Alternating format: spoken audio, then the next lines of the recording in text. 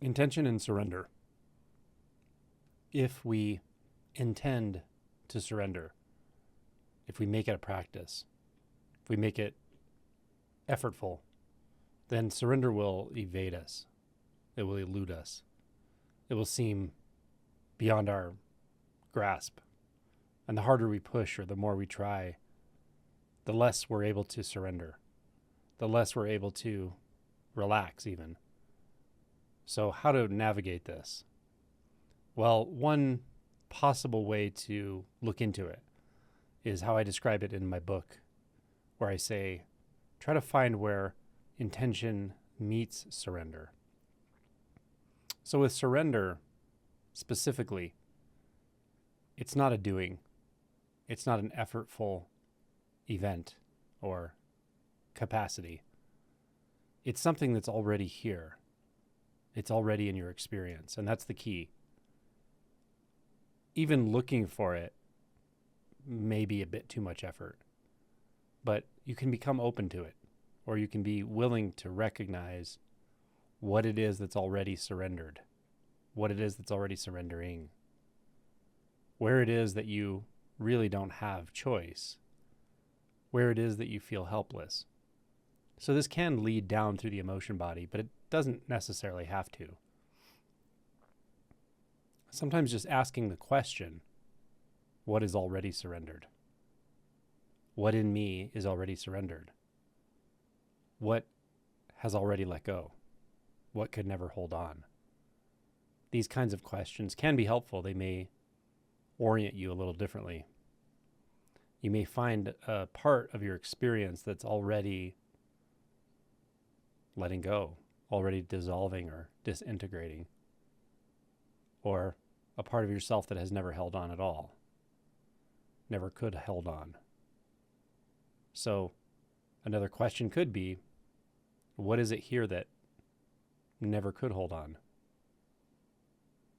What is it here that doesn't grasp at all, doesn't know how, never has? These kinds of questions can open us to the truth of surrender, the truth of the unbinding that's essentially always occurring. Even to say unbinding is a bit much because nothing is ever binding. Only the mind makes it appear as if we're grasping onto an identity, we're grasping onto a perception, we're grasping onto an agenda, an idea, an identity that is really just a collection of thoughts, memories, problems, solutions, ideas. There's a grabbing on, there's a grasping that's required to make that even appear so.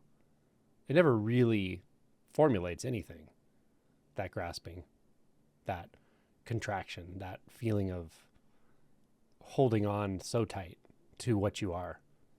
It doesn't actually accomplish anything, but it has a feel to it. It has an energetic signature. And when you recognize that, you may also start to recognize that there's something or some truth that's not a thing, some aspect of your experience that really doesn't apply at all to the effortful aspect of your experience. It doesn't react to it. It isn't grasped by it. It's a space where nothing has ever grabbed on, a space where there is no identification, there is no grasping, and there's no need to let go. It's a naturally surrendered space, a naturally free space.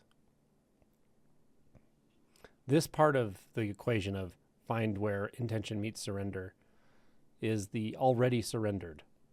It is the already open, ungrasping, ungraspable aspect. It's very fluid as well. It has a fluidity to it such that it's infinitely adaptable. But it's a paradox because it's infinitely adaptable because it isn't anything specific. So it's flexible, fluid, indefinable, without the need to define it. It has no need to be defined.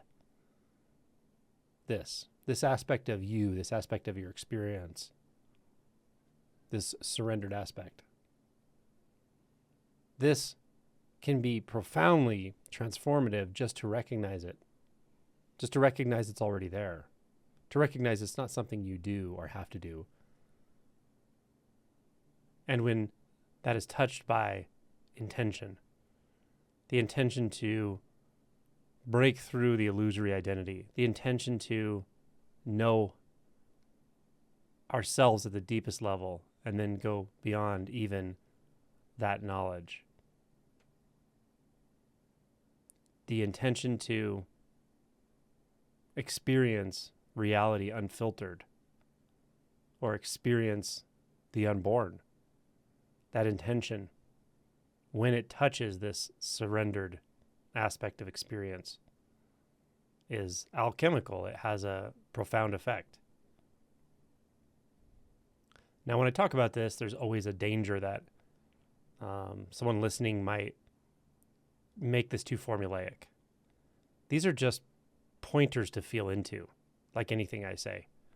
If it works in the moment, great. If it orients you to something that feels vastly free in yourself or in your experience, that's it. The words are done. Let them go. Let everything I said go. Don't try to turn your experience into something I'm describing. It's just a pointer. It's just a pointer. It's pointing to an opening. Anything I say is trying to point to an opening, a clarity, a clarifying. Once the shift has occurred, or if the lens shifts just enough that something resonates, there's nothing more to do there. Because the letting go is already. The letting go is already here. The ungrasping, ungraspable is already here. It's already the case. And you know that. And the intention is just the intention for truth, the intention to see clearly, the intention to break free of the illusion of binding, the illusion of self, the illusion of separation, to penetrate delusion with clarity, with clear seeing and intention. And those at some point become one, where the ungrasping, ungraspable, and the unbinding process, the intention to penetrate delusion, are actually one and the same thing, one and the same movement. This is powerful, energetic work, is powerful spiritual work.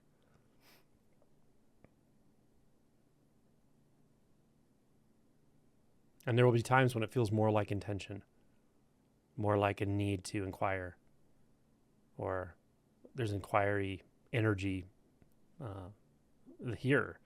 There's a need or an apparent need to see more clearly because I keep getting caught in my thoughts. I keep getting caught in a narrative.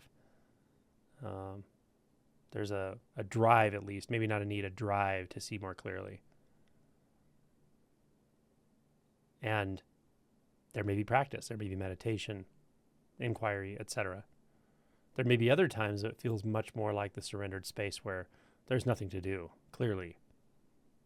What do you need to do to arrive where you never left? Nothing. What do you need to do to discover what cannot be lost, what's always an experience? Nothing. There's nothing that needs to be done. So it's a profound relaxation, a profound release of will. And this fluctuation between the two may feel rather gross at first, but it becomes finer and finer and finer until intention and surrender are one and the same. Practice and enlightenment are one and the same.